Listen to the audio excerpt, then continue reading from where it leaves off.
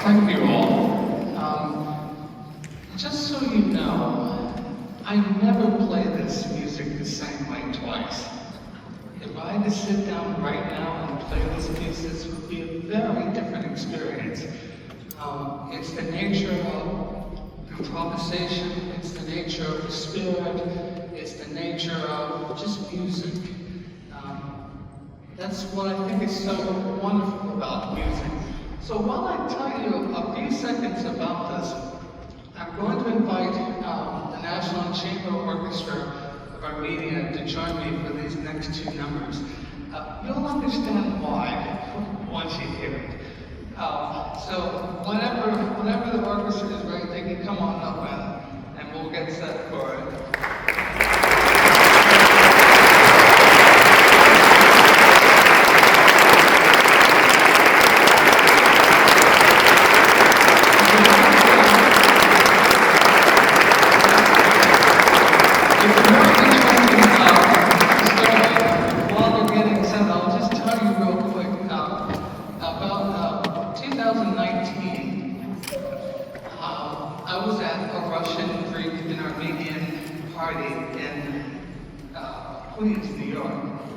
And there was a woman there,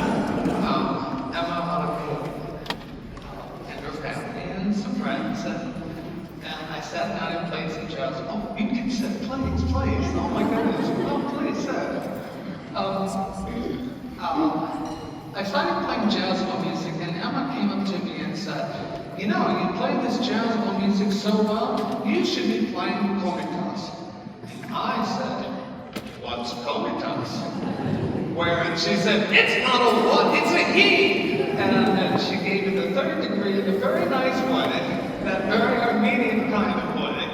And I went back home to my normal, everyday life. 3 months later, there was a mezzo-soprano about it. And I was doing a Central Asian themed concert at Bergen Hall. And all these opera singers came up and sang all these big fat arias.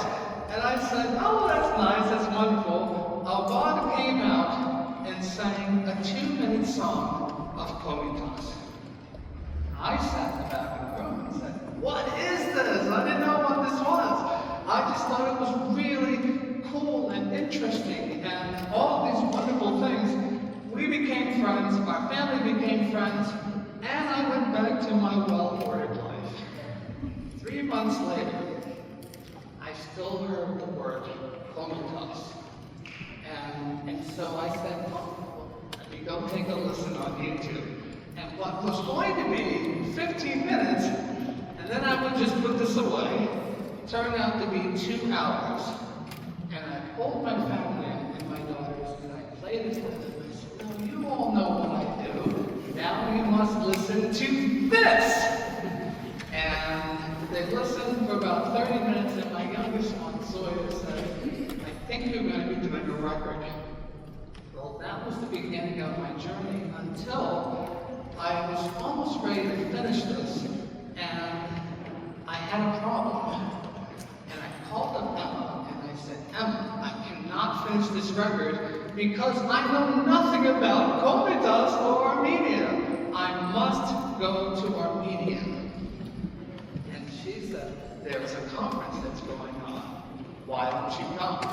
Wherein I told my family that I was going to be leaving in a few weeks, and they obviously thought I was absolutely out of my mind. They said, what do you mean you're going here? I said, no, I really have to go. And it wasn't until I walked off the plane, and I said, I'm home.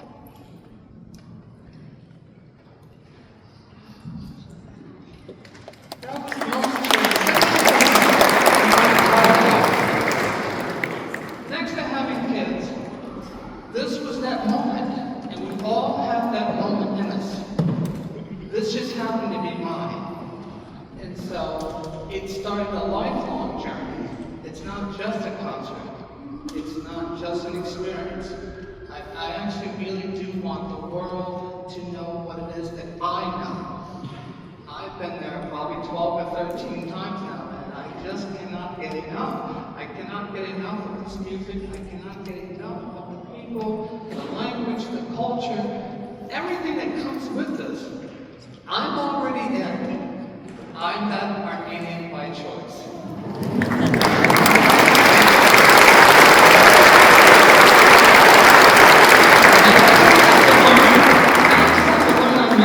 So that's coming up next.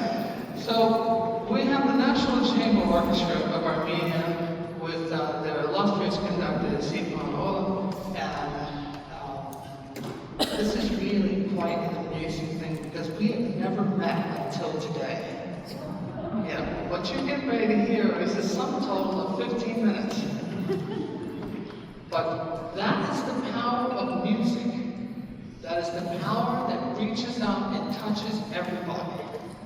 And, you know, we were strangers when we met 24 hours ago. I think we're getting ready to become friends now. And I